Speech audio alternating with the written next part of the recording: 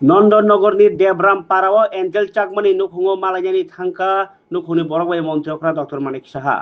बसकांनि 18 तारिख जानुवारियाव दिल्लीयाव थाङि दङ मन्थ्रिफ्रा डक्टर मानिक साहा आजराव उत्तराखंडनि मुख्यमंत्री बायबो कक सानाय दिनै नन्दनगरनि देब्रामपाराव एन्जेल चाकमानि नुखुङाव थाङै मन्थ्रिफ्रा डक्टर मानिक साहा बि नुखुंनि बरगबाय कक सालाय नांमानि कक रगनो नुखुंनि बरगबाय कक जाबै नालायखा o salo abno tui kok sana thangai kok ma thumnar we malaikha mantri Dr. Malik Saha Nandonnagorni Debrampara o thangai nukhuni borok bai kok samani kok rongo bo sai khanarkha tai bwskangni 15 tarik January hasteo phagai Asamni montriokra am bo saka tai 18 tarik January ke Delhi o thangai tongo kaisa nangkukmani koklam pandao mandari nei hinai 26 ডিসেম্বরের ঘটনা যে সে যখন মানে মারা যায় তখনই তো সাথে সাথে আমি উত্তরাখণ্ডের যিনি মাননীয় মুখ্যমন্ত্রী ধামিজি পুষ্কর সিং ধামিজি ওনার সাথে আমি কথা বলেছি উনিও আমার সাথে বারবার কথা বলেছেন 4-5 বার কথা হয়েছে কি বিষয় ওনার থেকে জানলাম আর এমনিতে তো নিউজ পেপারে এসেছিল উনি আমাকে এসুরেন্স দিয়েছেন যে কাউকে ছাড়া হবে না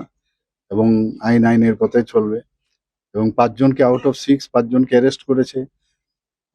আমাকে যা বলল যে একজনকে ধরবার জন্য ওনারা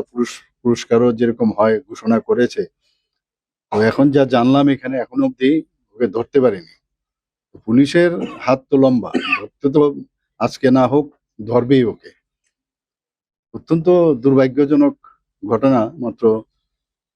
25 থেকে 26 বছর ওর বয়স এমবিএ করছিল এমবিএ করে পাশও করেছিল বলে প্লেসমেন্টও পেয়ে গেছিল দিল্লিতে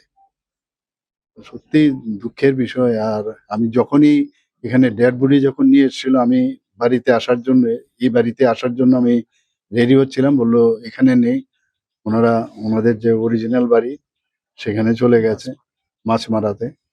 এইবার যখন আমি নর্থে যাই আসার সময় ভাবলাম যে মাছ মারাতে যাব আবার শুনলাম ওরা এখানে চলে এসে তো আমি আজকে এর জন্য এখানে আসলাম ওনার প্রথমে ওনার যে ছোট ভাই আছে ওকেই ওই ওরা আঘাত করার চেষ্টা করেছিল আর ওকে বাঁচাতে গিয়ে শেষ পর্যন্ত ওর জীবন মানে গেল আর কি তো আমাদের তরফ থেকে আর কি করবো আর্থিকভাবে তো আমরা কিছু হেল্প করার চেষ্টা করলাম ওখান থেকে ওনারা আর্থিকভাবে উত্তরাখণ্ডের যিনি চিফ মিনিস্টার মহোদয় উনিও করেছেন এগুলো তো চলবে কিন্তু মানে উনি বলছিলেন যে ওনার বাবা বিএসএফ এ চাকরি করেন এখন মণিপুরে ওনার পোস্টিং তো যদি এখানে আইজি হেডকোয়ার্টারে শালবাগানে আনানো যায় তাই আমি বলছি চিঠি দিন আপনি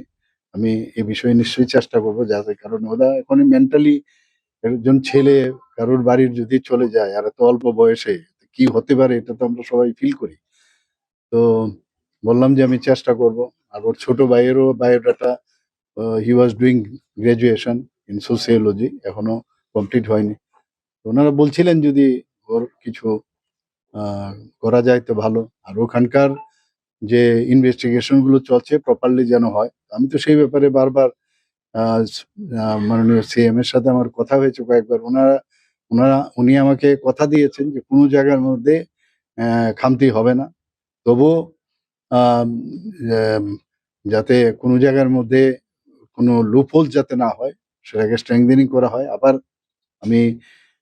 আগামী 19 তারিখ দিল্লি যাচ্ছি আমি 18 তারিখ যাব 19-20 আমার বৈঠক আছে